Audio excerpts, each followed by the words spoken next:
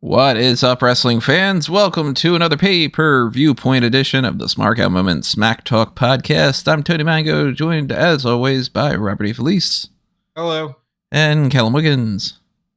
Hey. And we are talking about Elimination Chamber 2023. Pay-Per-View is coming up this Saturday, so we're going to break down what is currently going on for what is advertised for the card.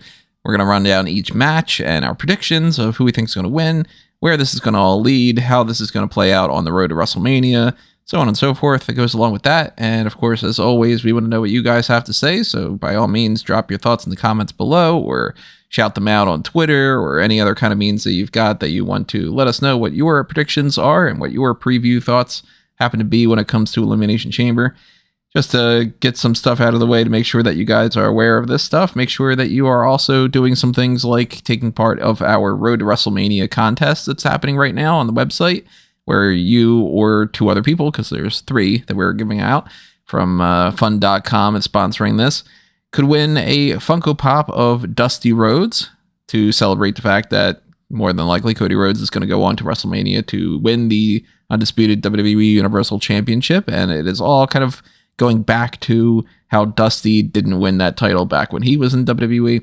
So if you want to take part in that, there are lots of different ways for you to enter the contest, and you can do so not just even by sharing things on Twitter and Facebook and so on, but making sure that you are subscribed to us and by checking out different things over on Fanboys Anonymous. And there are daily entries that you can do. So there's lots of different opportunities for you to potentially win one of these things.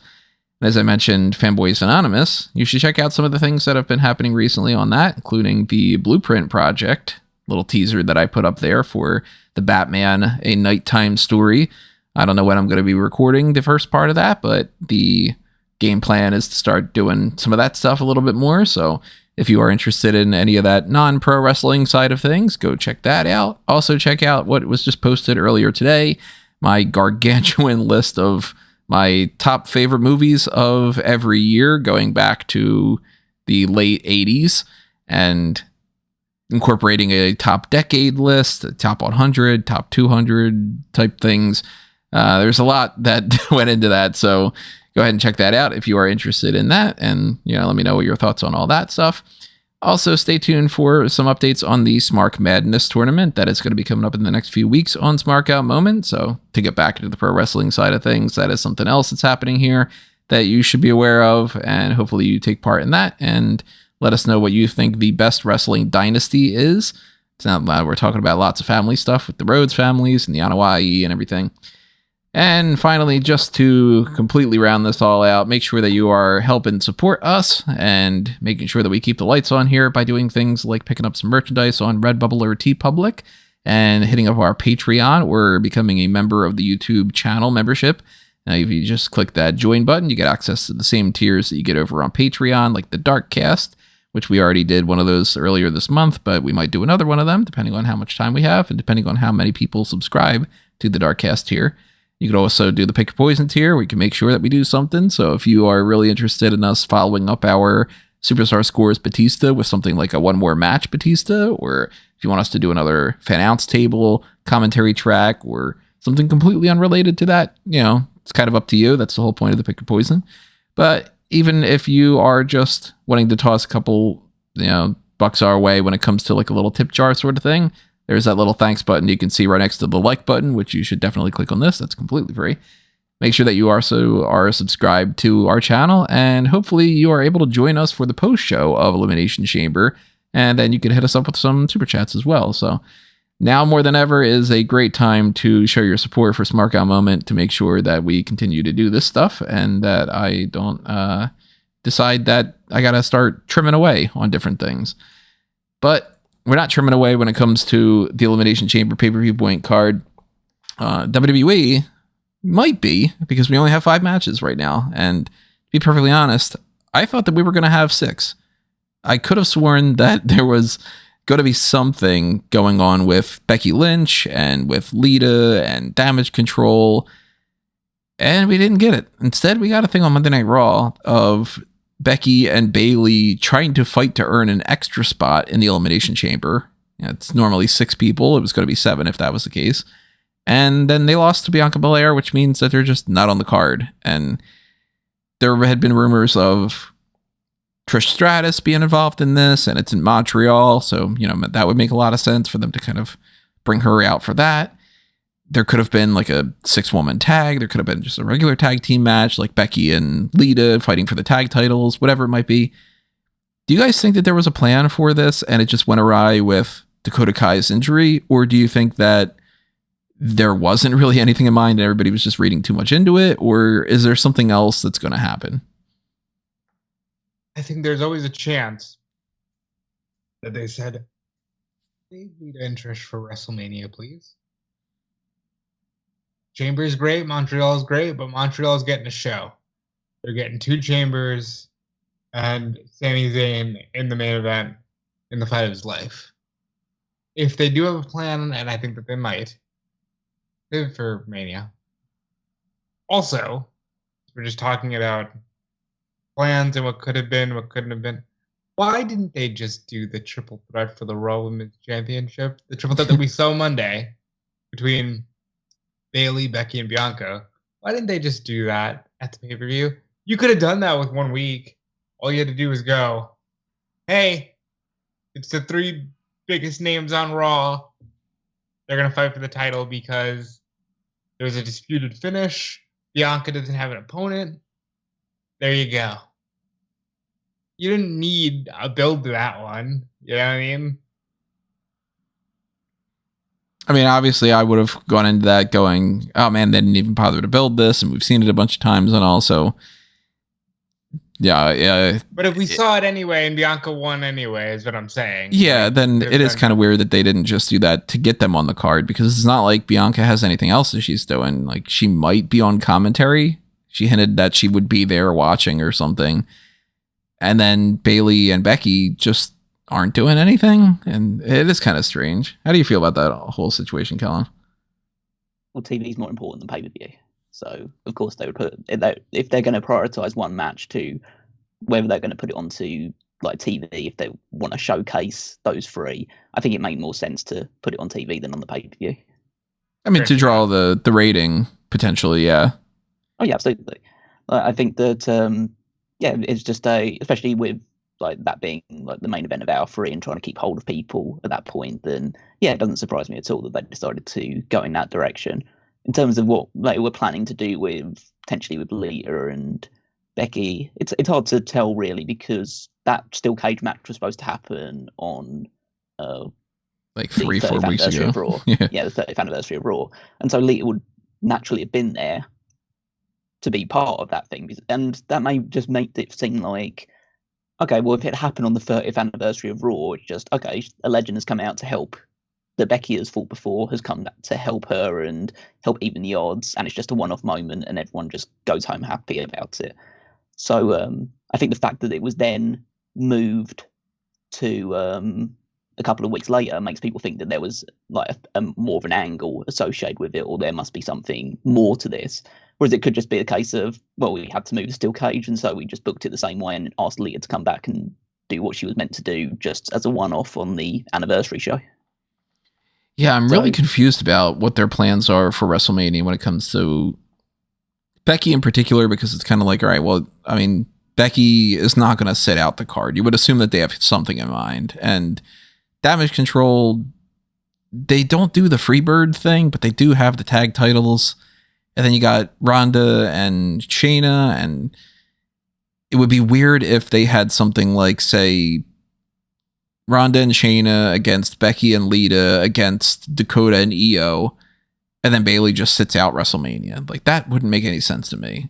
And I don't think that there makes any sense to do, okay, but then it's going to be Bayley against Trish at Mania. Like, I've seen some people suggesting that they would just have some extra side match. I can't see where they would do these things. So part of me kind of thinks that maybe they're going to do something at Elimination Chamber here as like a filler segment where, because I mean, look at it this way. There's 5 matches on this card. There's 5 matches that were on the Royal Rumble card. The Elimination Chamber matches are not going to last as long as the Royal Rumbles. And they could just end the pay-per-view earlier. It doesn't need to end at like 11 something. It could just end at 10 something. But hold on. When, since COVID, have they ever ended a pay-per-view earlier? They're going to drag it out to 11 no matter what they have to do. Probably. So that's what I mean. Like, they'll probably add some other segment here or there. And we might get something added on SmackDown. Like, for all we know, the Viking Raiders against the Banger Bros or something. They might just toss that under the card. But I kind of have a feeling that they might do something where maybe Trish comes out just to be like, hey, look, everybody in Montreal, Trish is here. And she's like, yeah, it's so fun to be around the WWE universe again. And then Damage Control will come out and cause a bit of a scene. And then maybe Becky and Lita will come out and fight alongside her or something. Maybe they'll do something like that just to eat up some time and then to set up something for WrestleMania and we get some 6-woman tag or something. But this is one of those blind spots for the WrestleMania card that I'm sitting there going, either they have something in mind and they are just dawdling on it, or they have something in mind and it is so blatantly obvious, but nobody seems to understand, or they've got fucking nothing. And I'm really curious what's going to go down when it comes to these. Because in a couple days, or at least in a week or so, it'll probably make a whole lot of sense. Even if we don't like it, it'll probably just be like, oh, okay, that was their game plan. I already did the rant about you can't just leave Becky off the card. You can't just leave Bayley off the card. Mm-hmm. I think they have a plan. I'm more trusting on this road to WrestleMania right now. We're getting a lot of fun stuff on TV and a lot of things that I do think will play a role. And realistically, I think it will just be the 6-man or the 6-woman, sorry. And I think, if anything, if not, we'll get a match where Ronda and Baszler walk out as tag champions. Even if it's just Becky teams with Lita against Damage Control, with Bayley against Ronda, and Dana against another team. You know, like, I think Ronda and Baszler should walk out of Mania with the tag titles. That's currently where I'm thinking that they're heading, but to get to that point, they still have to kind of go through a couple checkpoints and everything. But we'll come back to the women's division in a few moments. Let's talk about something else that has implications when it comes to WrestleMania, and this match was added to the card in the past few days, which is Bobby Lashley against Brock Lesnar. And this is something that I just assumed several months ago that they were going to copy and paste and just kind of bring it back for WrestleMania, and it seemed like they were heading in that direction because of the way that things went down at Crown Jewel. Then, you know, the Royal Rumble comes around, Bobby Lashley and Brock Lesnar have their whole interaction there, and it turns out they're just having it at Elimination Chamber, which, I mean, there could be a couple different ways that they go about this, but the downside in my mind, you know, I don't want them to be in a situation where they do this match and then they just go, and we're also doing it again in a couple weeks, because why? I don't want to see the match at Elimination Chamber and then again here, especially since we've seen it at Crown Jewel. We've seen it at, 2 other times earlier in the year and everything. We saw it once. We've seen all these interactions enough that it's Rumble, and it was at Crown Jewel. I honestly, I think they're going to end it here. I think they're both going to do something different at WrestleMania. But if they don't, I'm all right with seeing it again at Mania. This has been fun, and honestly, it's put Bobby on a level he should have been at years ago. It's been fun for me, so I don't really mind if they just carry it on. To me, this is sort of, they did the thing at day one, which they didn't really interact too much. And then they did the Royal Rumble thing, which they had that match. And then they avoided it at Elimination Chamber, waited a bunch of months, did it again at Crown Jewel, waited a little bit, did the interaction at Royal Rumble. If they do it at Elimination Chamber here, I'm way past done. I can't just sit there and get interested in them fighting again at Mania. Whether that becomes, a lot of people are suggesting, oh, maybe they'll do an angle here, and then that'll turn into like that they do a fight pit thing at WrestleMania or something. I would much rather them just not do something at Elimination Chamber and just agree to the fight pit match at Mania then. I don't want to have 2 C- matches that, they don't feel as big because it's just happening again and again and again. I'd rather just have 1 B+, But I do kind of feel like they are getting this out of the way and that they're just going to do something else for Mania. But I can't think of anything that Lashley and Lesnar would do. Any ideas about that? I think it's pretty obvious they're doing a rematch at WrestleMania. They haven't built anything else for these two to do at WrestleMania, and so you either compromise with the fact that you're going to see something of a match here and then a rematch WrestleMania, or they're both going into WrestleMania on cold feuds. Of course, like everyone is talking about the prospect of Lesnar and Gunther after their short interaction in the Royal Rumble, but I think that's just a little bit. I think that's something that will come eventually, but I think it's quite fanciful to think that's going to happen at WrestleMania right now because Gunther is actively defending the Intercontinental Championship, and it seems to me it's either Drew McIntyre or it's Sheamus and Drew McIntyre. Right. It's one of those two. One of those two outcomes, I think, is most likely for him. It's sure as hell not going to be Madcap Moss defending the Intercontinental Championship. He's not winning that title from Gunther. Yeah, I'll tell you one thing. If it does end up being Gunther versus Lesnar at WrestleMania for the IC title, Gunther's got to win that match because it's not like Brock's.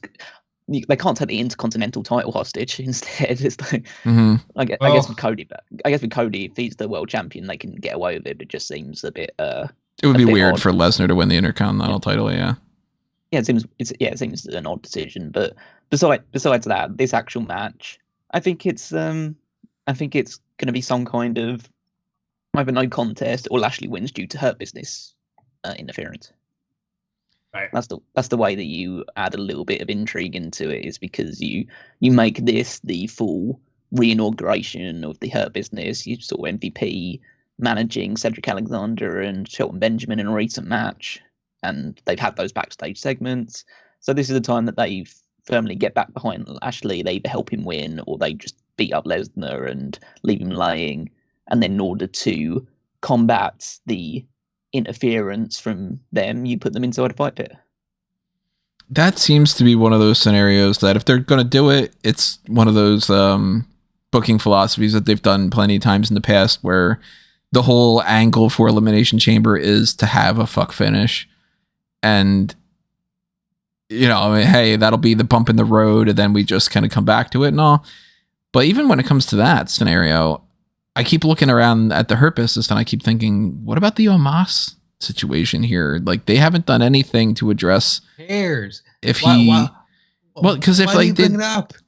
they did anything to allude to anything, then it would be a talking point. But the fact that they haven't makes it a little bit suspicious to me, because there's been nothing at all that like Omos is having problems with MVP and MVP might drop him, or that he might be still a part of it. And it might be like Omos and Lashley, hey, last year WrestleMania we were fighting, but now we're cool. And that could just be because they don't want to allude to anything because they want to really shock people, or it could be that there's nothing at all going on with it whatsoever. And maybe it's even just as simple as they want to do the Hurt Business, but they don't care about Omos and they're hoping that people forget that Omos is with MVP and that they could just ignore it entirely, because they've done that plenty of times in the past. But if they do that, and they don't have the Lesnar match, then I really have no idea what the hell they're doing. Because Lashley against anybody other than Lesnar right now, as you said, Callum, it would be completely cold. I don't know what they would do to start a whole new feud and heat it all up over the course of March. And Lesnar, they can get away with doing something like, I don't think he's fighting Stone Cold Steve Austin like some people think. I can't imagine that that's going to happen. You imagine Austin taking German suplexes? It's not going to go down like that. No, but he can take some punches to the ribs. But Lesnar's Lesnar. Like, he's as made as you can be in modern day WWE. So you can put him against anybody, and you're only there really to see Lesnar. Right. He's the ticket when it comes to that, outside of maybe somebody like an Austin or somebody. But on top of that, it's just sort of, there's not many people left for that to make any sense. Like, if they would just go, okay, well, it's Lesnar against Damian Priest, it would be like, yeah, I like Priest, but what the hell are you doing that for? So I do keep thinking that this is just going to continue to be Lashley and Lesnar at Mania, and that they need to do something here to mess around with that, and then hopefully actually have a gimmick like the Fight Pit.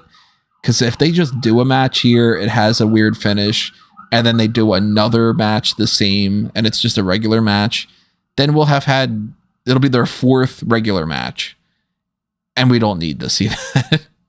Then we could have skipped Elimination Chamber and we could have skipped Crown Jewel, and it could have just been to wait and to do it that much better. But in any fashion, I think if this is them moving on and departing from each other, Lesnar wins.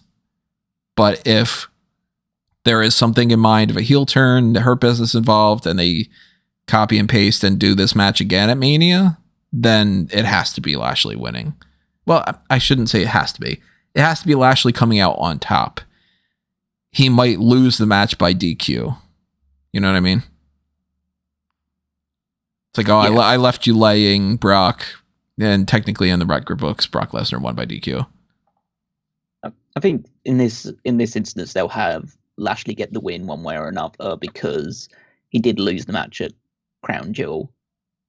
So even though he dominated the match, they had Lesnar get a quick win that basically is as fluky a victory as Brock Lesnar will ever have. And so I think that they'll almost do the reverse here of Lesnar being more in control, but Lashley will get his win either by interference or by sneaking it or doing something underhanded, and then they'll move on to WrestleMania.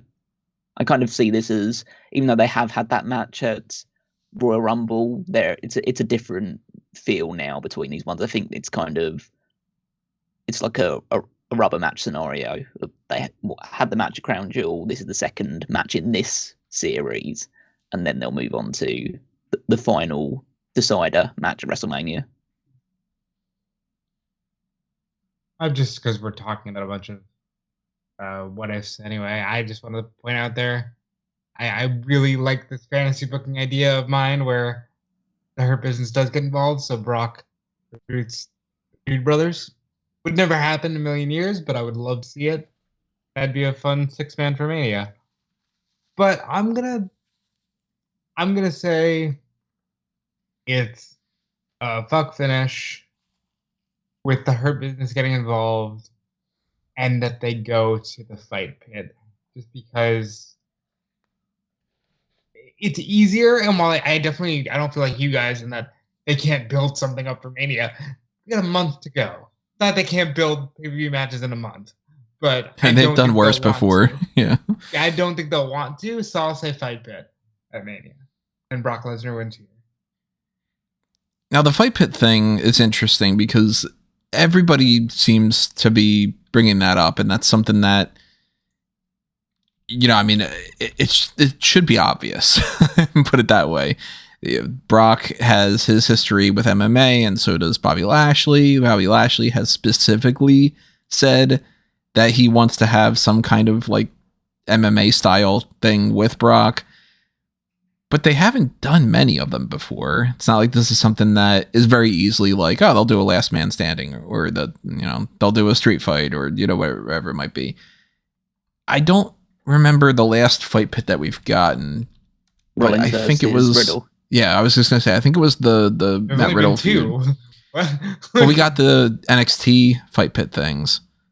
I think we had 2 at NXT and 1 on the main roster, if I remember correctly. Yeah. So it's Thatcher versus Riddle, and then Thatcher Ciampa, right? Yeah. And then Riddle and Rollins, and I think that's it. I'm not remembering if there was any other ones. I mean, the reason why everyone is leaning towards fight pit is because these two have MMA backgrounds, right? And I mean, we got one in. I'm looking it up now. Yeah, we got the one in 2020, one in 2021, and one in 2022. So it would be like, hey, let's check that off for 2023. But the idea behind that makes such perfect sense that it wouldn't shock me at all if WWE completely ignores that, since we've seen plenty of examples of that in the past where it's like, this person's got like, they've been carrying a ladder to the ring for 5 weeks on this feud, and you don't have it as a ladder match, like, you know. So I would not be shocked whatsoever if they do some almost full match here and it ends in something really lame, and then they just say, we're having another match at Mania, and it's not in the fight pit. But I'm hoping that they at least have something else in mind, whether it is the fight pit thing or a good enough elimination chamber thing that doesn't make it seem like they just did the match and why are you doing it again? Or if they do have something else in mind, like Lesnar's fighting somebody else and Lashley's fighting somebody else. If anything, You guys have talked a lot about the plan. Edge, Balor, Hell in a Cell match. Maybe they just do 2 Hell in a Cells and you keep the structure up there. I don't know. But I think if you do it again at Mania, it has to be inside of some age of some sort. And that's an interesting thing too, because they meaning the entire IWC kind of reporting system, not WWE in and of itself, but it has been mentioned many, many times that Edge versus Finn Balor inside Hell in a Cell is something that they were thinking about doing for potentially Royal Rumble. It might have been pushed to WrestleMania. It would be weird if they had Hell in a Cell set up on, say, night 1, and then they dismantled it, and then they set up a fight pit for night 2, or vice versa. So it very well could be Hell in a Cell both nights. Look at that. You're getting a Hell in a Cell match on each card, and that's good enough for the cage. And hey, it's a feud ender, and that's Lashley and Lesnar. They're 2 big guys, you know. That could be what they do instead. And then they can save the fight pit for, maybe it's just going to be another random thing that happens with Riddle. Maybe it's another Lashley thing down the line. I don't know. But the current prediction that I have, I'm going to go Lashley at least comes out standing tall through some kind of bullshit with the Hurt Business. What about you guys? That's not a real prediction. Well, I kind of feel it's like, well, they're not going to address. That's not going to count anything for fantasy league, Tony. If you like, so if I have to say fantasy league based on that, I'm going to say Lesnar wins. I'm going to say Lesnar wins. I'm going to go with Lashley. My Lesnar winning Who won is. The last one? Hold on, who won the last one? The Royal Rumble one? No, the Crown Jewel one. Lesnar. Fucking Lashley wins. So I'll be the standout then with Lesnar. Yeah. Sure, why not? Lesnar wins, but Lashley stands tall. That's what I'm going to go with then. Well, think about it this way: if they had the fight pit match, you would assume that Lesnar would win, right? Right. So you think Lesnar's going to go 3-0 against Lashley? Yeah. In this feud. Okay. I think that the way that Lesnar's been booked in the past wouldn't shock me whatsoever. Oh. I mean, we are in the worst timeline. So. Yeah, not great for Lashley. No, it isn't. Maybe Brock Lesnar will beat the shit out of Amos along the way and stuff too. I don't know. But if we were talking about the idea of the Hell in a Cell concept and everything, we should talk about the mixed tag team match that'll most likely lead into that.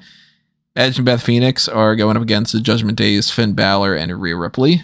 And this is one of those scenarios, again, where it's like, well, you got to kind of do the one thing, but you also have to kind of do the other thing. So you're damned if you do, and you're damned if you don't. Where Edge and Beth Phoenix should, by all means, just win this, and this feud should have ended like 9 fucking months ago. But at the same time, Rhea Ripley is going to be challenging Charlotte Flair for the title at WrestleMania. So how do you have Rhea Ripley lose here and not lose a lot of momentum? Well, you probably have Rhea beat Beth. And you probably do it by having Damian Priest and or Dominic coming out. Maybe just Dominic, because Priest is involved elsewhere later.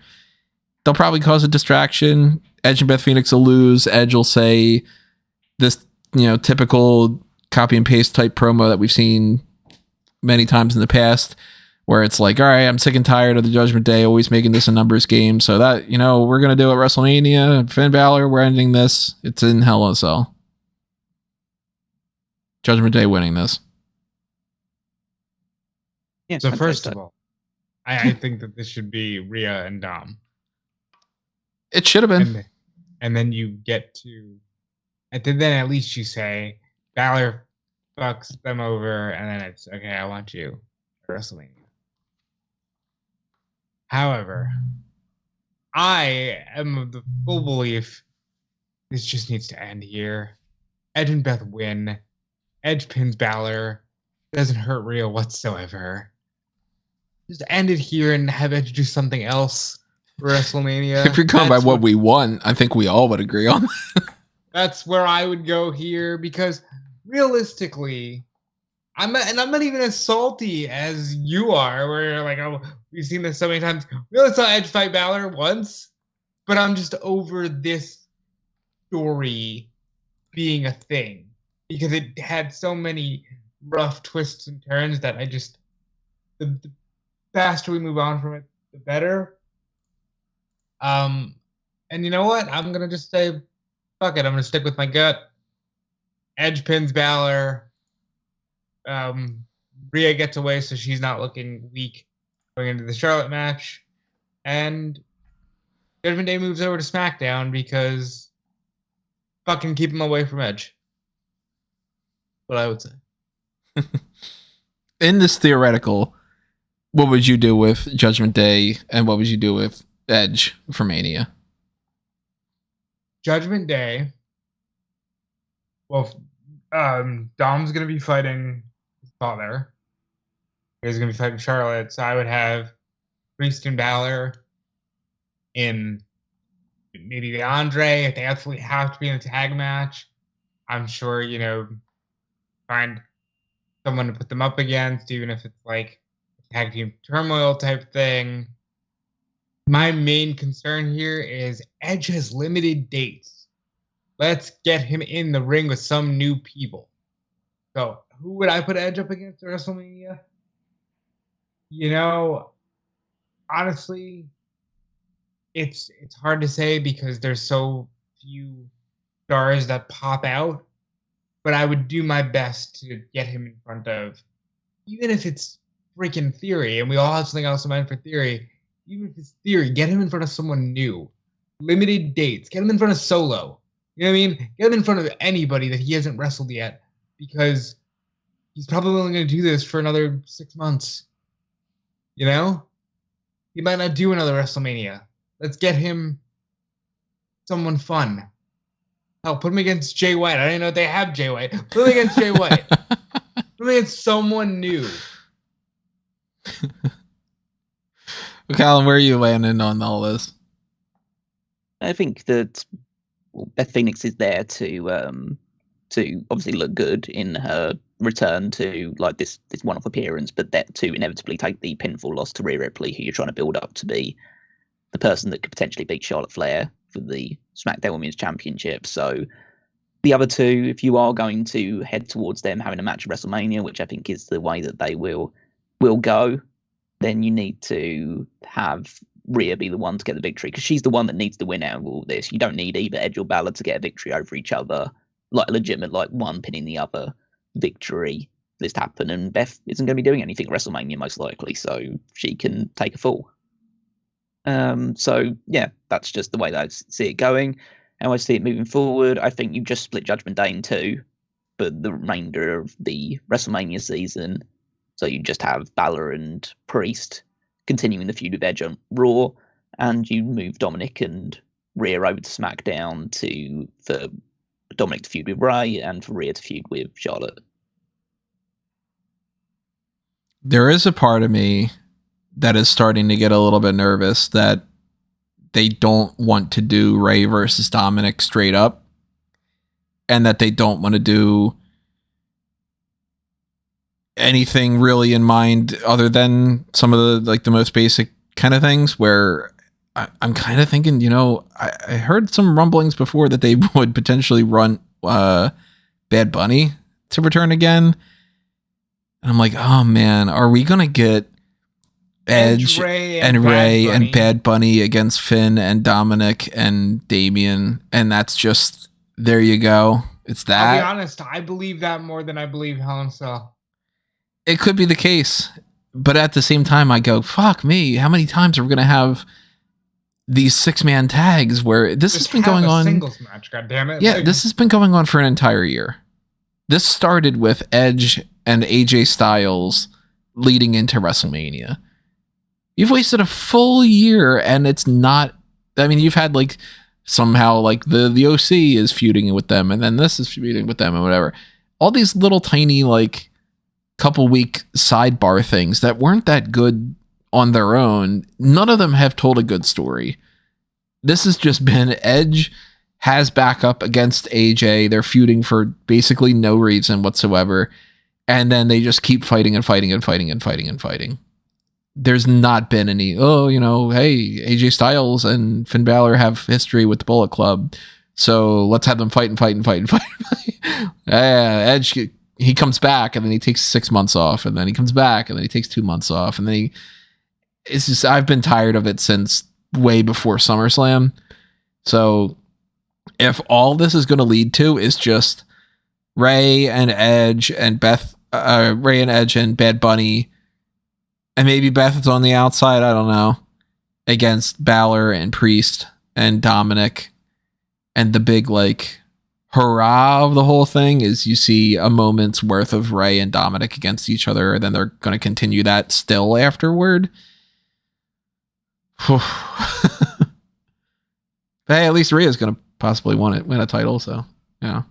I do kind of think it is just going to boil down in this particular segment. Rhea pins Beth, and then whether it's I'm tired of your interference, let's go inside Hell in a Cell thing, or if it's Dominic's out there and Ray comes out to help, and then let's do a 6-man tag or something. It's not like we're going to get some major surprises going on here, I don't think. I say it all the time because I'm such a big Edge fan. His comeback run, so it was fine, but it was just mid, I wanted more, and I still want more. So I'm gonna say Edge and Beth win. We move on. Could at least be holding out hope, right? Yep. Until they go, no, fuck you. We only want him to fight these 2 people for 6 years. Anyway, moving on here. Let's go back into the women's division side of this, because we know that Rhea Ripley is going to go up against Charlotte Flair, but we don't know who is going to fight Bianca Belair at WrestleMania. And I hate to be the guy that says this kind of a thing, but this is the honest opinion that I've got going into this.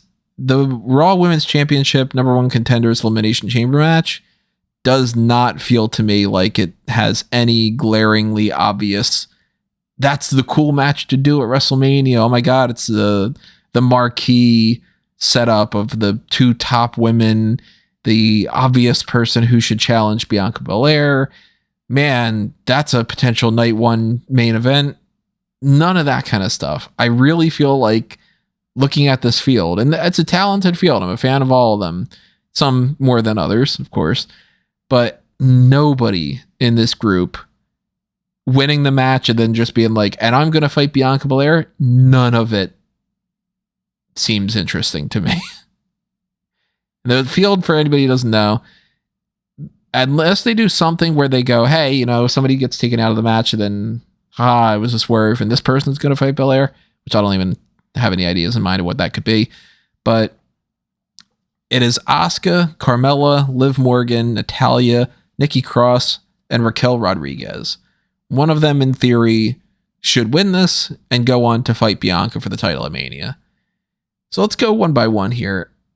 Maybe you guys disagree about the ranking that I've got going on. If you do, let me know. The person who's got the absolute least amount of a chance is probably Natalya. I already disagree with you. I already told you the other day that can easily go, well, we ain't got, because let's be real. Whatever Bianca does isn't headlining either night. It shouldn't, at least. So they could easily just decide here, let's throw Natty a bone. So you think it's more Nikki Cross, maybe? Nikki Cross is the least likely. Carmella's the least likely. What are you talking about? Hold on. Yeah. He's right. He's absolutely right. Carmella is the least likely because we're not getting Carmella in a one-on-one match at WrestleMania. I apologize, Callum. You're absolutely right. See, all 3 of those are all very, very close to me, but I would rank Carmella slightly above Nikki and Natty just because she was somebody who had been gone for a little bit, and they might have forgotten that they've done the match a million times because they've done that with Belair. Well, see, I put Natty above both those because it's in Canada. Yes. You would think more so the pop from the Montreal, Canada. No, there won't be any pop from the Montreal crowd. Are you joking? But they might think that there's going to be some kind of pop from the Montreal crowd.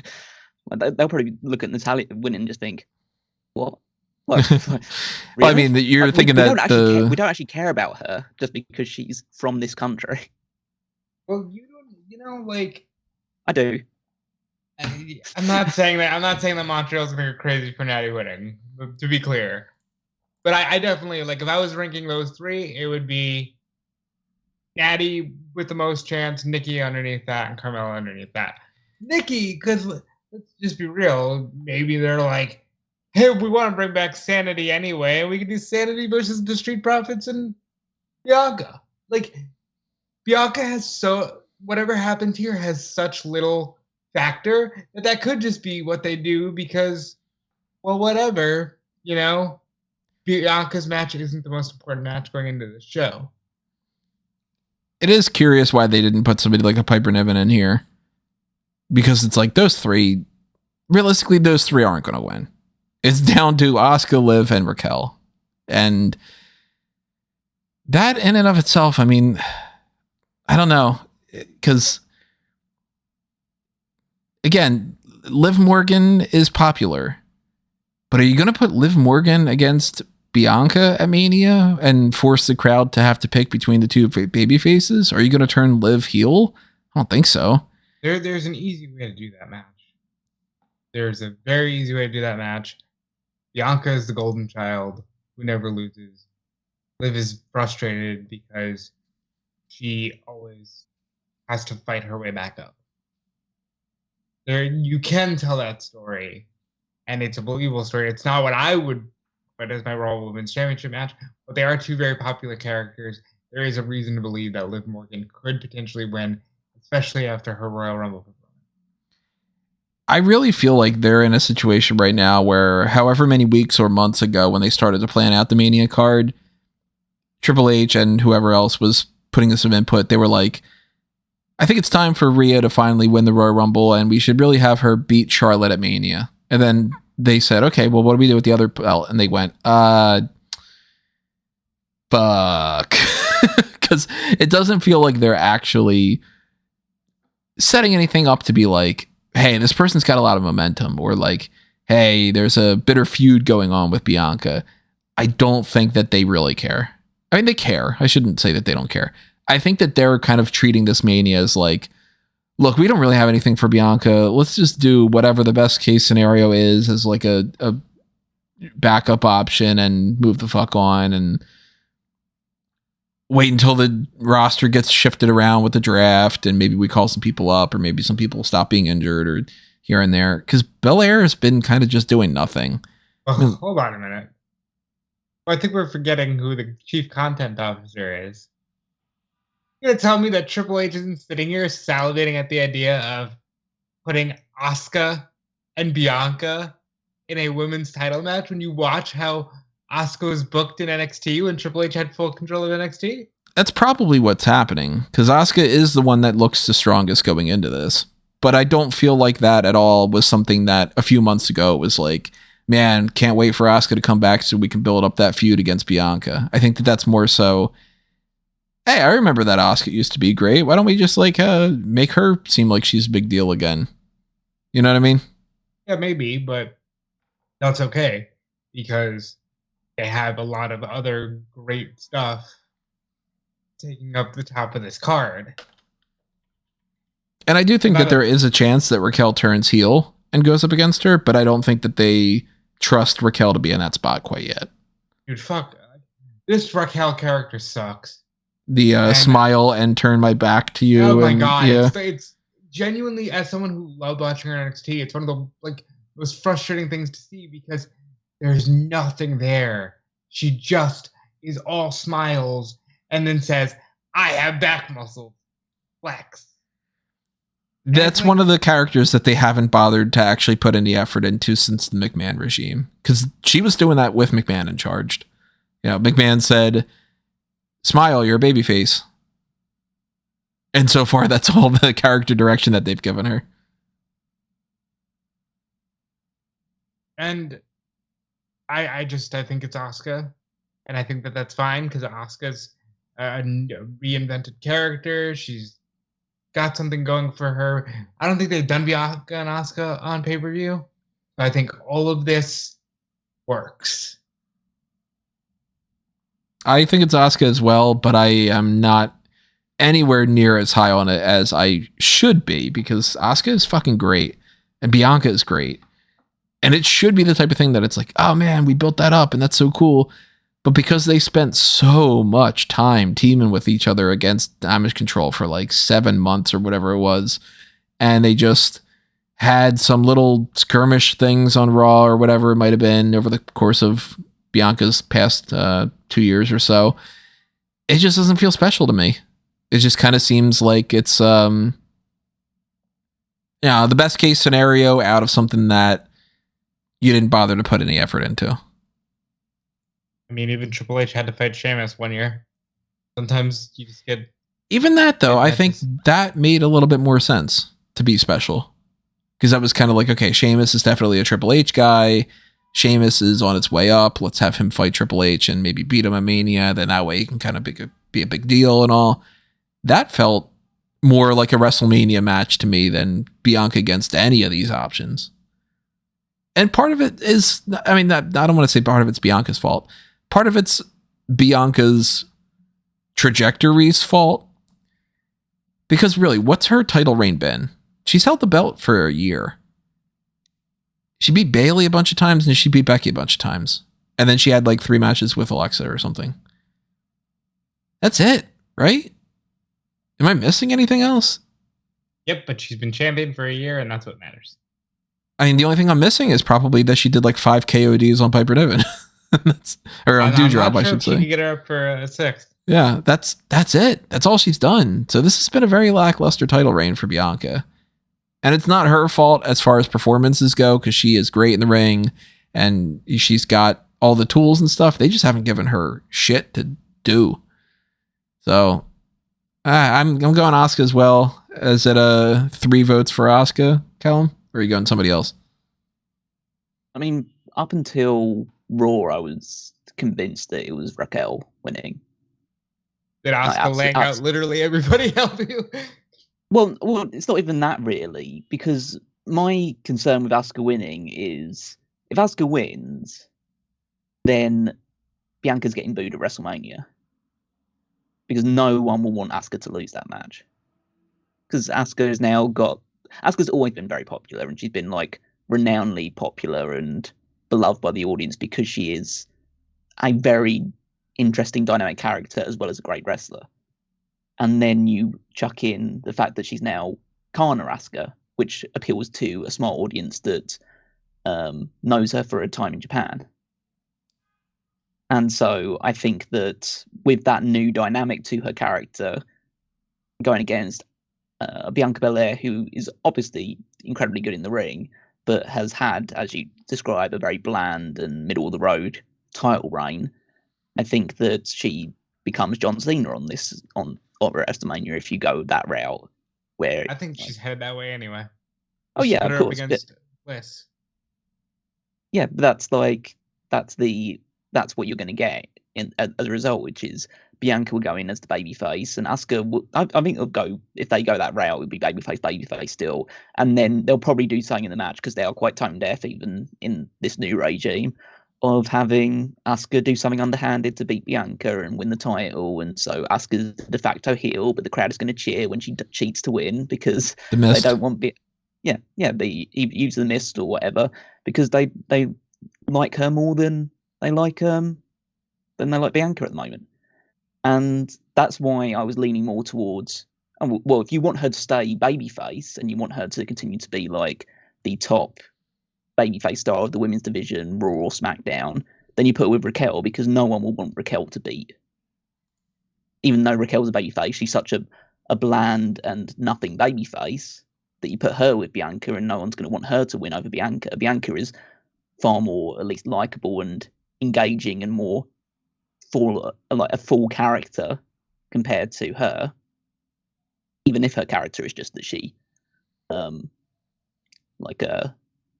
all the time and she's just really good in the ring. That's more than I have back. That's always, and that is all that Raquel's character is. Imagine the feud to WrestleMania being a smile off and a back muscle pose off. Yeah. That's exactly what the fuck they'll do. That's what That's what they scares could me. do. Yeah, they would definitely do a pose off at some point because Bianca's now more into bodybuilding competitions. Yeah, so they would definitely do it. Like so, and realistically, what appeals to Triple H's ego more than a bodybuilding contest? Stop So talking. that's also It's starting to feel more real. Well, yeah. Well, that's what I'm saying. It is. I know that we brought up Liv Morgan before, but like, there's zero chance that she's winning this. It's between these two, and I think that there's a very real chance for either of them. Your talk is convincing me more towards Asuka, and I would prefer that because it would just be the better match. And at the end of the day, whether the feud is a bit cold going into it or Bianca's character is a bit stale at this point in time, fundamentally, if it's a good match on a show, I'm going to enjoy it more than like a well-booked shit match. So if I have the opportunity, if I have the choice, then I will definitely go with Asuka versus Bianca over Raquel versus Bianca. But I think that at the moment, I'm kind of 60-40 on between those two. Legitimately, I think that if we do tag team turmoil at Mania, they're just going to throw Raquel and Liv in there as a team. I was going to get that same point because when they did the thing at the other day, right, when they did the stuff with the 6-woman tag, they seemed very much like they were on the same page, and it does give me a little bit of the vibe that they've done before, which was like over the course of this past year, Raquel has been a tag team member with Dakota, or no, wait, no, that wasn't this year. That was last year before that, right? Yes, it was. It was still in this calendar. It was still in the past 12 months that she was okay. So it was Raquel Mania last year. Raquel and Dakota. Yeah. Mm-hmm. Yeah. So yeah, they won the titles from Deliver. That's right. Yeah, that's true. And so that the next week, yeah. And then they dropped it to Toxic Attraction. That was the whole thing. Yeah. So Raquel's been with Dakota, and then she was with Aaliyah, and then she was with Shotzi, and Liv has been with a couple people here and there. She seemed to have a little bit of a tag team with Tegan, but they didn't really do too much with that. Tegan, meanwhile, you look at her history, it's like the Tegan and Shotzi and then Ember thing. So they just sort of keep throwing people together and going, is there any synergy here? Is there anything we could do? And Raquel has this way too long history of just being like, well, let's put her in a tag team division. We don't want to do it quite yet, so let's make her a tag team member. So I am very much leaning towards back to the same thing we were talking about before. Raquel and Liv, Rhonda and Shayna, Becky and Lita, or something else, I don't really know, and Damage Control doing some tag team turmoil thing at Mania, because they have been doing that for the past few years now. They nixed the Women's Battle Royal, and their response seems to be fucking women's tag team, throw them all in there. And they might even include some other ones too. It might be like Nikki and Piper. It might be Carmella and I don't know. Who's another heel that they've got? They don't really have a whole lot of options when it comes to that. But I had been saying before that I thought that they were going to do something with Liv and Alexa and the Bray Wyatt thing and all. They don't even seem to be heading in a certain direction for Bray Wyatt and Uncle Howdy, let alone to incorporate the two women involved in that. So right now I'm thinking it's probably just Uncle Howdy against Bray Wyatt, and Alexa Bliss is there as like they're fighting over her or something, or she just shows up and costs one of them the match, and there is no Liv involved whatsoever, and Liv is just with a tag team with Raquel and all. So it's all just coming up very much like, all right, Raw Women's Championship taking a real dive this year. And that they're just going to go, let's move on. Shut up. You know? I'm going Asuka. Rob's going Asuka. Callum, you still sticking with Raquel, or are you going Asuka now too? I'll go Asuka as the most, I think, that's out of the two, I think she's the more likely option. Yeah. So let's talk about the other Elimination Chamber match. This one is for the United States Championship. And I think that this is not only going to be the better match, but I think that it's also potentially a lot more sound of a build towards WrestleMania in some ways. We have Montez Ford, Johnny Gargano, Bronson Reed, Seth Rollins, Damian Priest, and Austin Theory going in as the champion. And I think based off of the way that we've done this before, to try to take about the people who have the least amount of chance to win, does anybody think that there's any chance whatsoever that Montez Ford wins this? 0. No, it's very unlikely. I shouldn't say 0. There was always a chance. As much as he is somebody who's held the title before, I also think there's even less of a chance for Damian Priest than some of the other guys. I think he's here just to fill out another number. Yeah, but he'll have a good showing. Yeah, he'll do fine, but he's not going to win this by any means. No, Priest won't win either. There's a slight chance that Johnny Gargano or Bronson Reed could win, but I think it's very, very slight. Johnny Gargano is currently my number 3. I'll say that. He's kind of my number 3, yeah. I'll just bury the lead. The way I look at it, Austin Theory is either retaining this so he can defend the belt at WrestleMania against John Cena, which then brings up some question marks of how do you have Cena win if he does not going to win the title? Does he win the title and vacate it? Does he just lose? Is it one of those, hey, Austin Theory won by count out, but at the same time, John Cena lays him out afterward, blah, blah, blah, blah, blah. Or do you go with somebody like a Seth Rollins winning and it's Rollins versus Logan Paul for the United States Championship? Or do you go with, hey, look, you could have John Cena versus Austin Theory, no title on the line. You could have Seth Rollins versus Logan Paul, no title on the line.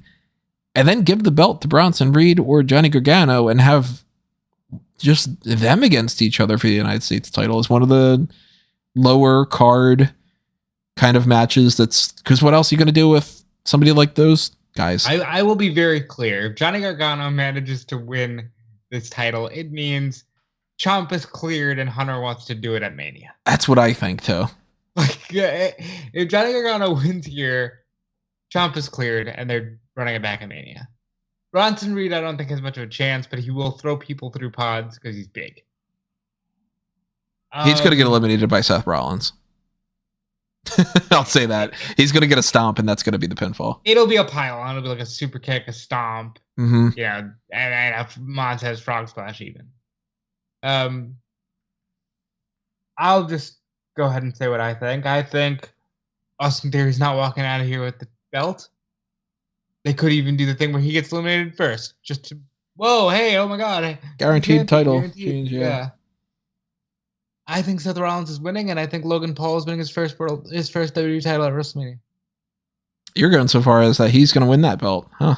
I think Logan Paul will beat Seth Rollins for the U.S. title at WrestleMania.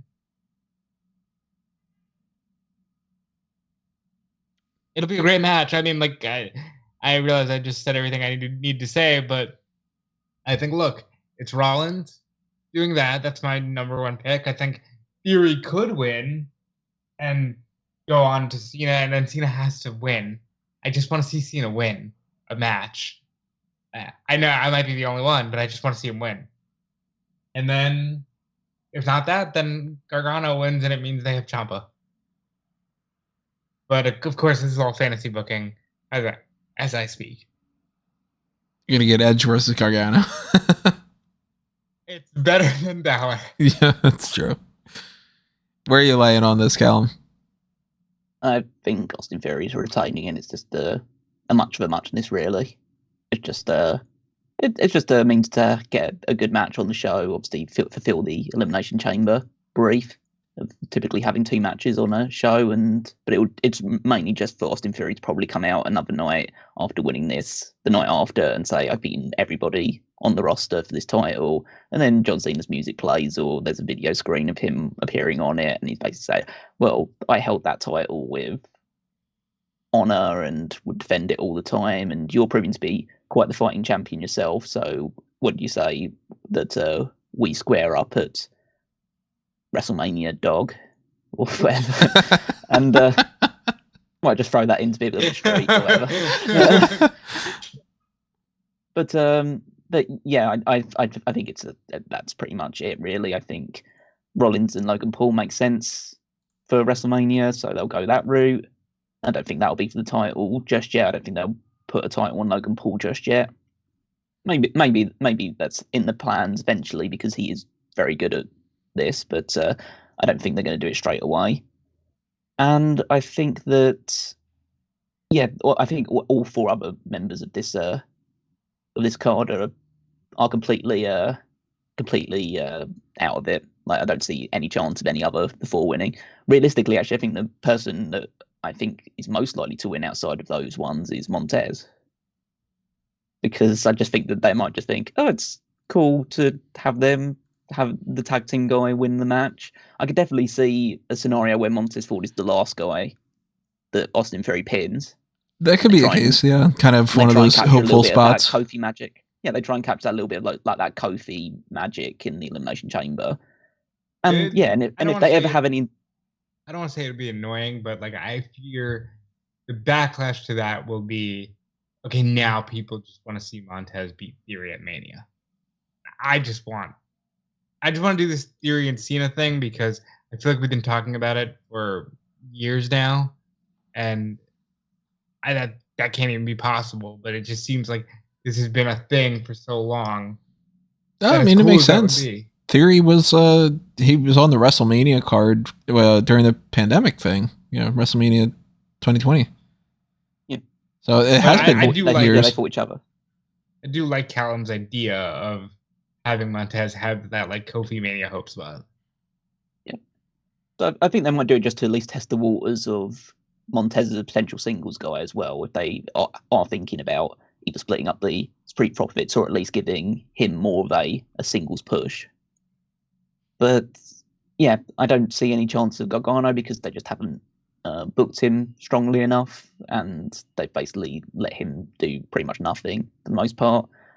Bronson Reed, after that reaction that he got on Raw, which was basically crickets, I think that there's zero chance of it. I just don't think anyone. I genuinely think that a large portion of the WWE audience, even though he's been on TV he debuted like a couple of months ago, I don't think people when they see him come out know who he is.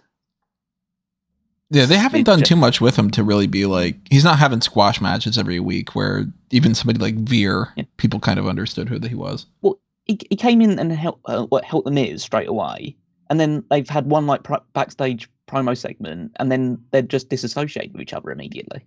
Like, what did he get out of it? Like, why did he help the Miz? I just don't get it.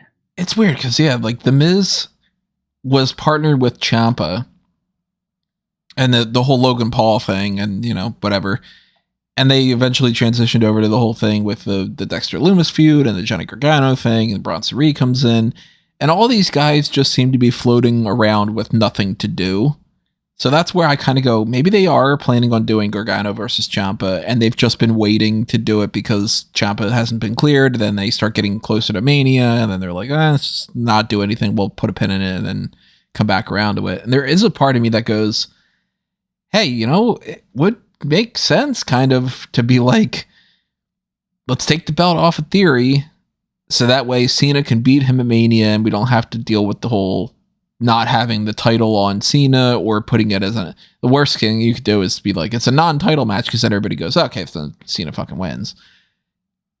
If you want to get around it like that, Gargano could very much win this. And that could be their excuse for why Gargano's got this random match at Mania, instead of just being like, hey, it's Gargano and Dexter Lumis against... I mean, they can't really go back to the feud and be like, against The Miz and Bronson Reed, and we've decided that after 5 weeks that they're teaming back up again. That wouldn't make any sense. But, yeah, I mean, there's nothing that screams to me that there's something to do on there. And part of me is just kind of going, you know what? I got a feeling that these guys are just going to be in the Andre, and it's just going to probably happen on SmackDown, and they're not going to do it at Mania. That they're maybe even Triple H is probably set on the idea of like, well... that'll be good for Fox. Because they might agree, they might disagree. I think it's pretty clear that over the course of these past couple of years, there's an agreement with Fox that they need to do certain big matches on there. For like 2.5 or 3 years, they didn't defend the Intercontinental Championship on the pay-per-view at all. That went from Mania with Apollo Crews and Big E to... was it Clash at the Castle? It might have been that far. And I think that one of the main driving forces for that was hey, let's keep the Intercontinental Championship feuds as a Fox exclusive thing to make Fox feel like, look, you're never going to see the Intercontinental title defended elsewhere. You got to go tune into Fox for that. And the past 2 years, we've gotten the Fox big WrestleMania SmackDown episode with the Andre the Giant Memorial Battle Royal. I kind of got a feeling that we might get a Bronson Reed and a Johnny Gargano and all them just thrown in there. And it's like, look, we don't have enough spots at Mania for everybody, but you're getting the Fox Mania type of thing. And that sucks.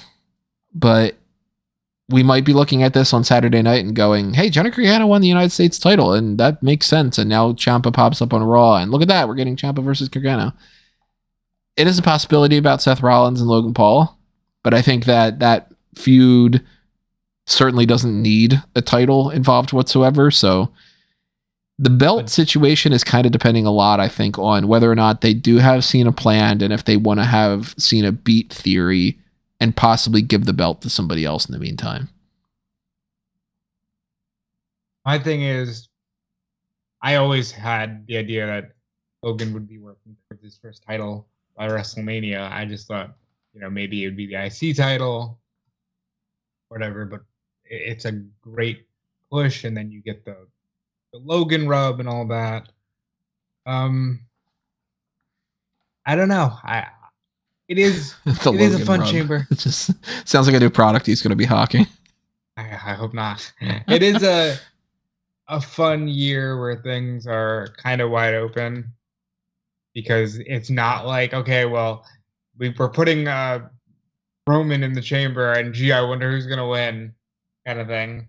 Yeah. So I do think that this is one of those times that it sounds like there are 3, potentially even 4 very interesting scenarios that are happening. But then I go, Matt Cardona and Nick Aldis and the Great Muta and other people didn't show up at Royal Rumble. And it was as easy as Cody is number 30 and 1. Some of the booking strategies that they've been doing with the Triple H regime have been the most basic thing is what happens and why are you trying to make it so convoluted? So at the end of the day, even though I'm sitting there going, I don't know if John Cena can beat Theory at Mania or if Cena just wins the title and drops it or all these other kind of things. At the end of the day, I'm going, yeah, it probably makes more sense that Theory just retains and he says, I'm the greatest US champion of all time. And then Cena comes out. Not here, by the way. They'll drag that out more. But I'm going to go Austin Theory retains. I'm going Rollins. Calvin, you're also going Theory? Yeah, he's going Theory, yeah. And then you're going Rollins? Yep. Rob. All right, well, that is something that we're definitely going to be keeping an eye on. And there's less of a chance that we disagree when it comes to the final match to talk about here. The undisputed WWE Universal Championship is on the line. Roman Reigns is up against Sami Zayn. Obviously, the story has been playing out for many, many months, so we don't need to recap that whole thing. The only thing that we should recap, in case anybody is unaware on the preview side of things, was what happened on Monday Night Raw, which was a follow-up from last week. Now, last week, Cody Rhodes had said, look, I keep looking ahead at Roman Reigns, but there's a chance that I might actually be fighting Sami Zayn for the title at Mania. And then they very kind of quickly went, it's going to be Roman, with the Paul Heyman feud promo that was going on. But this week, Sami Zayn came out, said, I want to hear from Cody Rhodes. Is that just BS lip service? Or do you actually think that I can beat Roman? And they had a little powwow, which in some ways I thought was really cool. And in some ways I thought was really sad, where they were like, I can't wait to win the title. And I hope that you win the title too. And we can have a great match at WrestleMania and hurrah. And you need to finish your story. I don't need to finish mine. And I really liked Roman's TikTok where he's like, you two needed to do a pep rally to try to convince yourselves you could beat me. No fucking way you're beating me. I'm going to retain against both your asses. And it's like, yeah, that's exactly what he should be saying. He should be like, you got to fucking set yourselves up to be like, yeah, I believe in you. You can beat, fuck you. Superman Punch, I'm going to beat you. I obviously don't hope that ends up being the case at Mania, but Sami Zayn's not winning the belt here, guys. It's not happening. And I know a lot of people are like, but maybe. and they're setting themselves up for a real big disappointment. And look, we've all talked about at the end of the year awards, Sami Zayn won like every single possible good, like, you know, best superstar of the year and all this. I think we all are in agreement. If there wasn't the Cody Rhodes element to this whole thing, the very clear and obvious best case scenario, and you could still argue it would be better anyway, would be Sami Zayn beats Roman Reigns at WrestleMania. But that it's not realistically happening, right? I don't know what the fuck is wrong with just having Sami and Kevin reunite in their hometown. Listen, I understand. I get it. It's been a great story. Mm-hmm. But my God, I've never seen just like people want this Cody thing to not work for some reason, and it's fucking firing on all cylinders. Like, why don't people want to see this happen? And listen, I don't mean to derail everything. It's just that, like, we all know what we're going to say here. It's obvious Roman Reigns is beating Sami Zayn. Roman Reigns retains over Sami Zayn. There's some sort of a beatdown thing. If the Usos can pop up, which we still don't know if they're allowed to go there or not. I think it might be that Jay might be able to, but Jimmy can't. And Jay's the only one you need. Jay's the only one that you really need because he needs to turn on Sami Zayn, and then Kevin Owens can come out and help save him. And they could do that whole kind of counterbalance the thing with the Royal Rumble and all. But I mean, it's the type of thing that I've said in different articles and different analogies. I fully understand. Like, I know that like Callum's been arguing this point, and I agree with you. Like, one of the best stories that they could possibly tell would be Sami Zayn beats Roman Reigns at Mania, and that would be such a good feel-good moment. But since they've got the Cody thing, and you kind of can't screw that over, and they didn't split the belts, and they didn't figure out all the other ways that they could have gotten around it, I think some people, and I'm not accusing Callum of this either, by the way, but I know some people online are just bitching, they're looking at their favorite case scenario of Sami Zayn beating Roman as like the S tier option.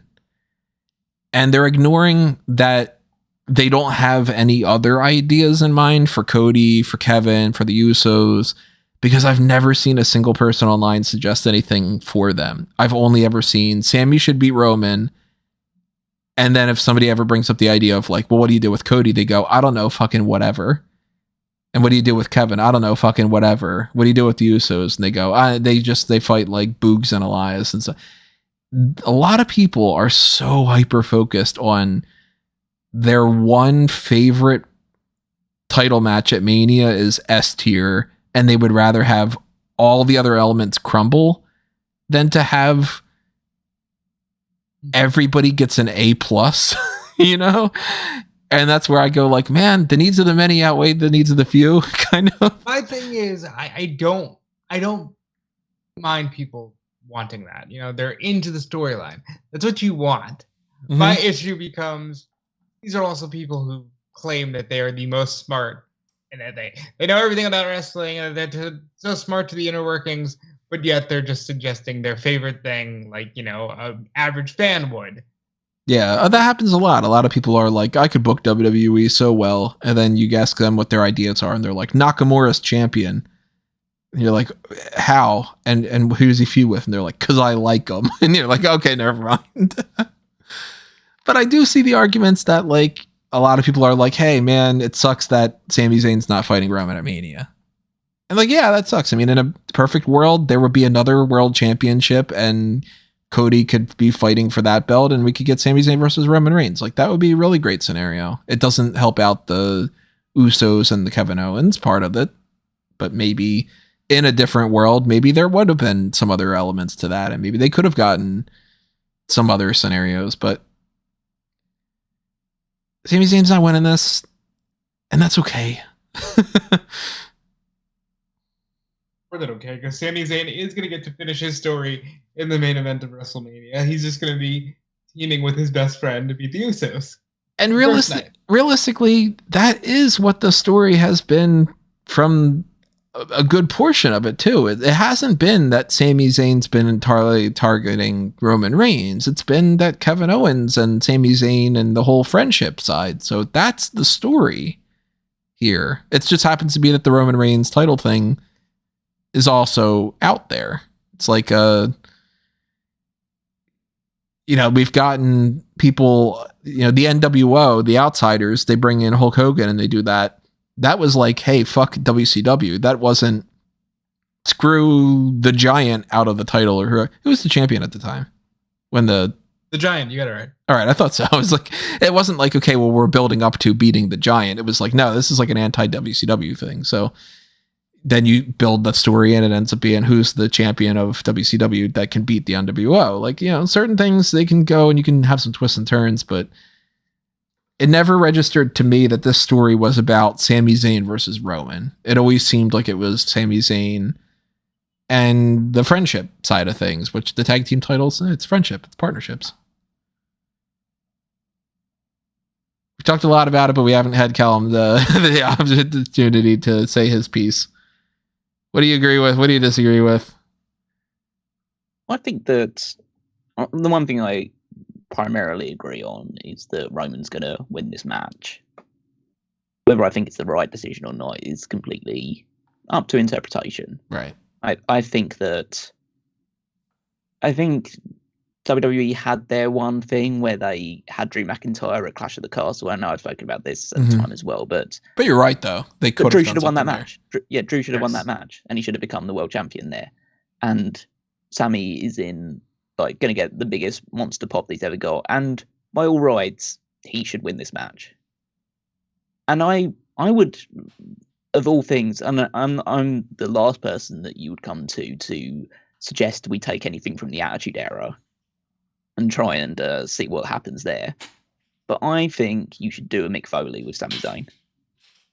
You have Sami win the title here, and he drops it on SmackDown a couple of days later. Back to Roman.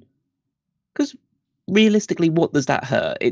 Okay, Roman's title reign gets ended, and so it's not at however many 1,000 days or whatever it is right now.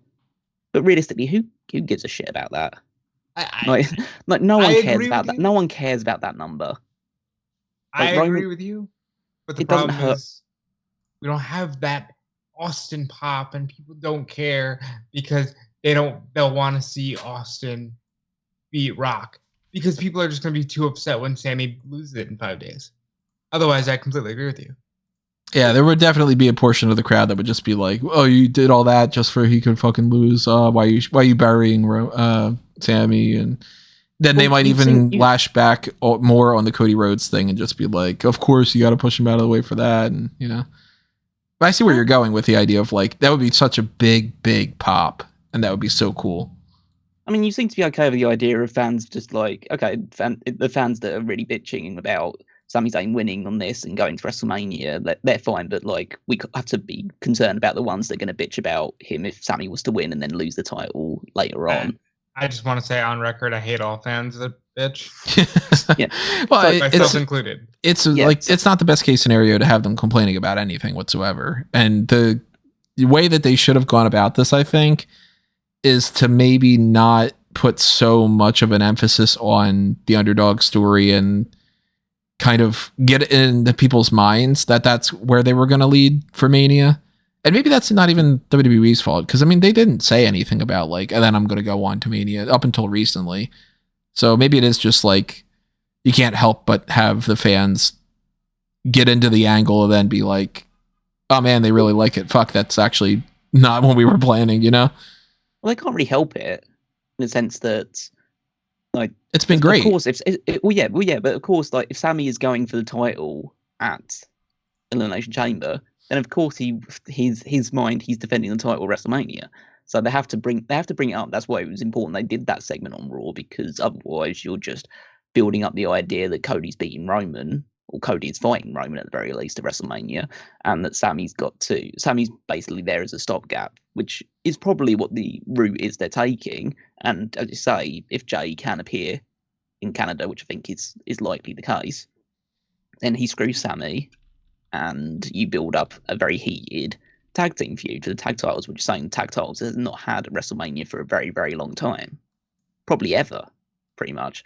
I don't like, even when you have like the triple threat ladders tag team matches, they weren't like big rivalries. They were just, plunder matches, and so people got excited for them between the three biggest teams. Headline Mania. No, and I don't think they'll headline Mania here either. But that's just neither here nor there. Just because I think that they care too much about the aesthetics of it, that they'll put Rhea and Charlotte as the main event anyway. But I'm kind of 50-50 about that. I actually think that there's a chance Logan Paul and Seth Rollins might main event the first night. I think the tag match is going to open one of the shows. It wouldn't shock me if that's the opener for night 2. Yeah. And that the story is kind of like, let's keep the bloodline stuff to night 2. Yeah. Mm-hmm. But either way, that seems to be the approach they're taking. And they can definitely pivot the heat onto that currently exists between Roman and Sami, and pivot that onto Jay and Jimmy against Kevin and Sami, because as they probably have always wanted to be tag team champions in WWE, or just and there's that inbuilt history there. And I'd say the story isn't necessarily about the Kevin and Sami partnership and them being friends, or even between Sami and Roman. It's between Sami and Jay, because Sami and Jay were two people that Jay was always the guy who was suspicious of Sami, and this Jay and Roman thing ties back into that. And they've built up the fact that there's been a kinship that's developed between Sami and Jay over time, that they became best buds for a while.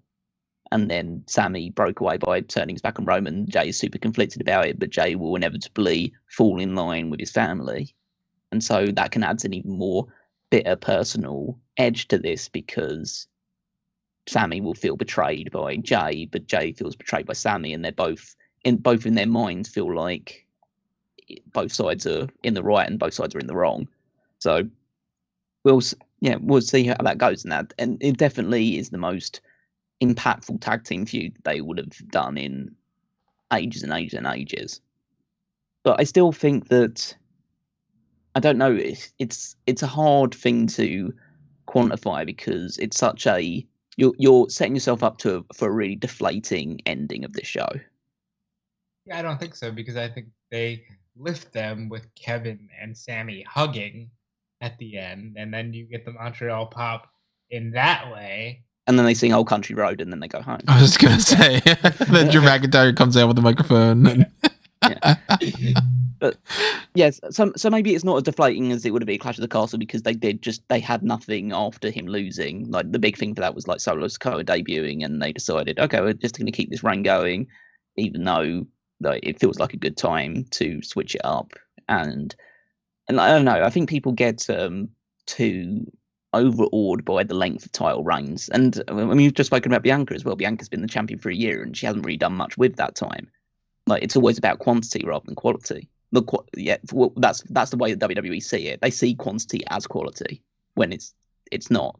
And realistically, Reigns has had, I'm not saying it's a bad title reign by any stretch of imagination, but there are only like fleeting moments where it's, and this has been the hottest it's ever been.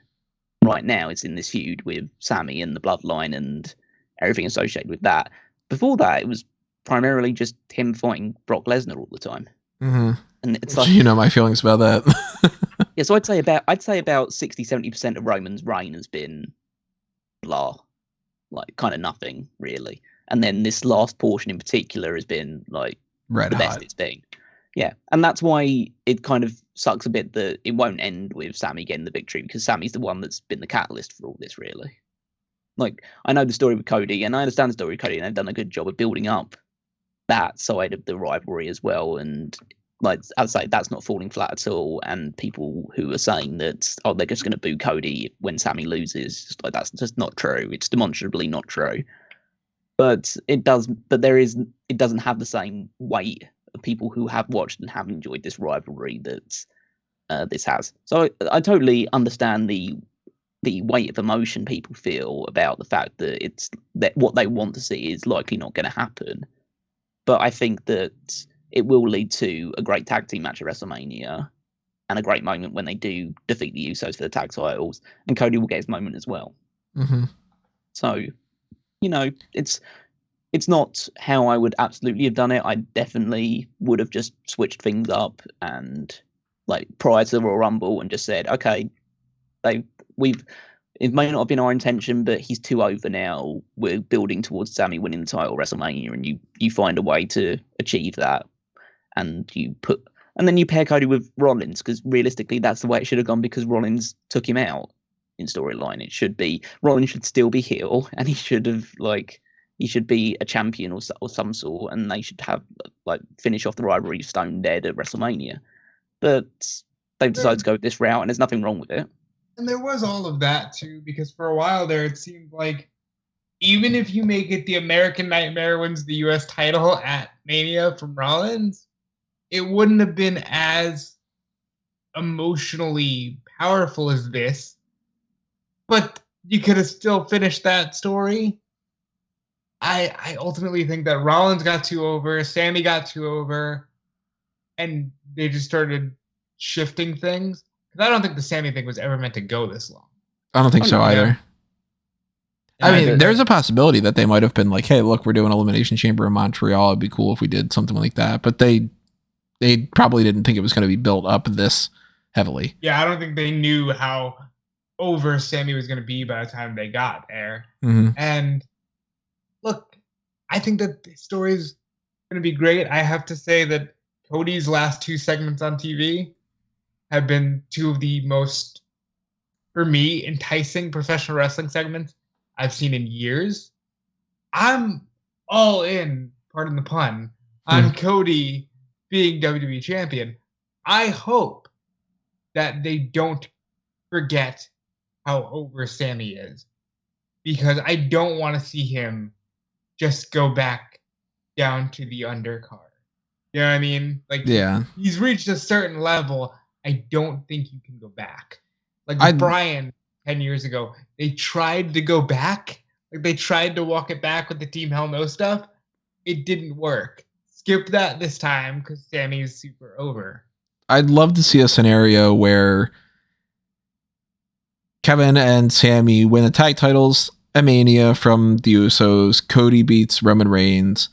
The Bloodline's kind of like, okay, well, we're going to put a little bit of a pause on that. Maybe we'll come back around to it when we get around to it. Because I'm assuming that WrestleMania Backlash is happening at Saudi Arabia. And maybe they do Roman against Cody there as a rematch. Maybe they do Cody against somebody else. But I do think that they're going to split those titles up at the draft. I think we're going to get new tag team champions crowned eventually afterward. I do think, well, they might not even do that. They might keep those cross-branded and then just split the world titles. But I do think they're at least splitting the world titles. And I could see a scenario where it's like, all right, you split the world titles, and what do we do with the next champion? And my gut doesn't tell me, hey, then they end up going with Sami Zayn, or like, hey, they go with Roman Reigns. I think that they'll probably just end up crowning somebody completely different. Maybe they go with, like, for all I know, it's Karrion Kross. I don't think so, but you know what I mean? There's sort of, maybe Seth wins that or something. I could see a really cool scenario happening where at Mania 40, if they haven't forgotten about it, maybe Sami Zayn wins that Royal Rumble heading into it, and he fights somebody like a Seth Rollins and wins the world title, you know? And we can tell that story of like, look, it wasn't the time for certain other people in the past, but by the next year, then it was the time for them. And this is another thing to bring up too. A lot of people keep thinking like, hey, why can't you have like Cody fights Roman on one night and Sami fights Roman on another night? I don't think people realize how deflating those 2 spots would be. Who goes first? And do you debate with like, is it something that matters more if it's you win the Sunday night main event because that's the quote unquote real main event, or does it matter most if you win the title first? Because in that scenario, both Sami and Cody would have to be Roman for people to be happy. But whoever wins first, the second time around, it doesn't mean as much because Roman's already lost. So you've screwed the first person over by being the one that doesn't happen with the quote unquote real main event. And then whoever gets the second one, people compare it to the previous one and they go, it doesn't mean as much. There's a lot of scenarios like that I don't think a lot of people factor in as much. So when a lot of people complain and they just go like, well, the guy I want to win should win, and that's all that matters, then it's like, well, sometimes you got to take that out and you got to kind of look at the logistics behind it. And I'm fully on board 100%. KO and Sami against the Usos, Cody against Roman. I think that's the best case scenario. So I'm happy about that. As I'm thinking here, and this is nothing really, this is just funny in my mind. Very strong parallels to Yokozuna. There's a red, white, and blue clad wrestler, blonde hair. There's a Canadian and a big Samoan. They're both trying to get dethroned at WrestleMania. So that means that at the end of night 2, Cody will have flipped the script and he'll be the Lex Luger that beats Yokozuna. But instead of Owen Hart looking on at Bret Hart, it's Dustin Hurts. I thought you were going to say that it's like Cody gets counted out and celebrates like he's won the title. They would too with all that pyro. The Cody Express. Yeah, so the long and short of this is Sami Zayn is not beating Roman Reigns at Elimination Chamber, but it's all going to tell a good story. And it's all going to lead to probably the best case scenario, WrestleMania, in my mind, at the very least. And I think it's going to be a really, really good segment. But yeah, definitively, this is the only match I really care about on this card. Yeah, we spent a lot of time talking about a show that really boils down to one thing. Oh, we spent more time on this than any others. We've been on this for probably over a half hour, I think. But yeah, I mean, this is the biggest selling point outside of neat cage matches. Whatever the hell they're going to do with Bobby and Brock. What did I call him the other day? Leslie. Leslie. That's what I was going to say Lashner, but yeah, it was Leslie. What's better, Leslie or Lashner? Leslie. I like the fact that it's just a real name. Just Leslie. Well, we might change our official fantasy league predictions prior to Saturday, but we'll probably just stick to these. I don't think any of us are really going to be changing. But hey, look, maybe we get something on SmackDown that gets added to the card. Maybe we don't. We obviously, if there are any changes that have been announced prior to the hot tags, we'll address them on the hot tags. I'm not anticipating that is the case because we just have AEW shows tonight and then nothing tomorrow. But who knows? So stay tuned to the hot tags to find out any other information. And we'll also go back and talk about NXT and some of the other things that are going on with Roadblock and whatever happens on Dynamite tonight and so on and so forth. But when it comes to Elimination Chamber, Saturday night, 7 o'clock on the kickoff is when everything is starting. Immediately after the event, we'll have another post show breaking down what happens, giving our projections for what's going to lead into WrestleMania, and we'll start getting into some other kind of specifics when it comes to that. But obviously as well, in the meantime, make sure that you are subscribed to us and ring that little notification bell to get those email alerts of when we do go live for the post show. While you're clicking on all those buttons, like the join button and the like button and the thanks button and all, do all the things I mentioned before. Toss a little spare change our way, hit up the Patreon and so on and so forth, and help us continue to keep doing these things. While you are following the Fanboys Anonymous content, like the Blueprint Project and the My Favorite Movies list and everything, there's a Patreon over there on Fanboys. There are articles and podcast ideas that you can sponsor with that Patreon and the Pick a Poison tier on the YouTube channel membership and all. So stay tuned for those things. Make sure that you are joining in on the Dusty Rhodes Funko Pop giveaway that is happening with the contest right now. Smark Madness is coming up pretty soon, so we will do something with that in the next 2 weeks. Stay tuned for that. And go to anthonymango.com and follow all the other links that I've got up on there. Make sure that you are also following Rob and Callum.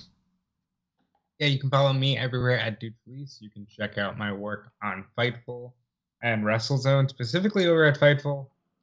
You look right now, like as soon as you hear this, there's a lot of posts with my name on them because I've been really helping out extra over there.